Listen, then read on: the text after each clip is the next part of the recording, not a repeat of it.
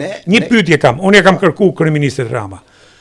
Rama ka 83 mandate sot.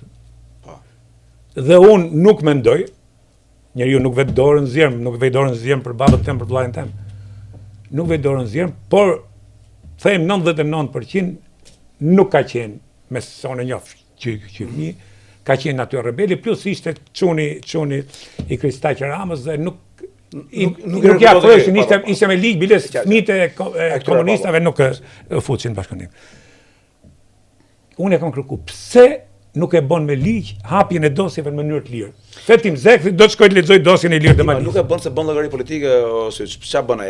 Ai është politikan shumë praktik dhe shumë pragmatist. Rama është një makineri e vërtet, punon në histori për gjithçka. Ai bën llogari, thotë, fitoi 3 humb 4. Nuk e bëj. Pra sa i mendon që kjo gjë mund të prekë edhe njerëz që janë në strukturën e biznesit, strukturën e medias, njerëz që mund të jenë posa, do hyj kot i mohabet, unë mirë jam. Pra Rama bën llogari komplet neutral ndaj moralit.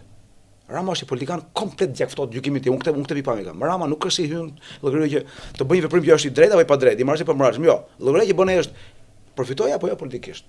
Edhe aty i del llogaria që hap kot këtë mohabet. Jeni morë shumë me historinë politike.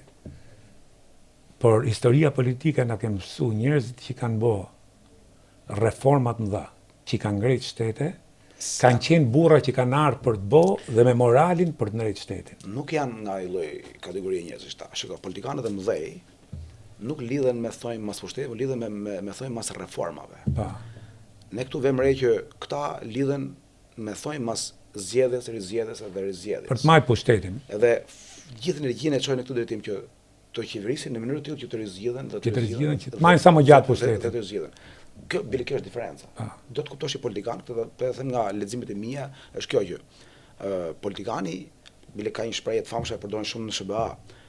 Ai që është politikani i mendshëm e di që s'ka për të bërë diçka e bën për 2 mandate. Mandati i tretë nuk ka kuptim. Nuk ka kuptim.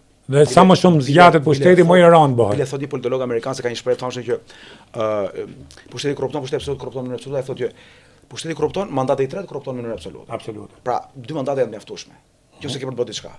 Po. Nëse ti kapësh ose të rrit 4, 5, 6, 7 mandate. Pastaj edhe energjinë e çon ke për të nejt pushtet, nuk e çon për të bërë. Nuk ka kuptim.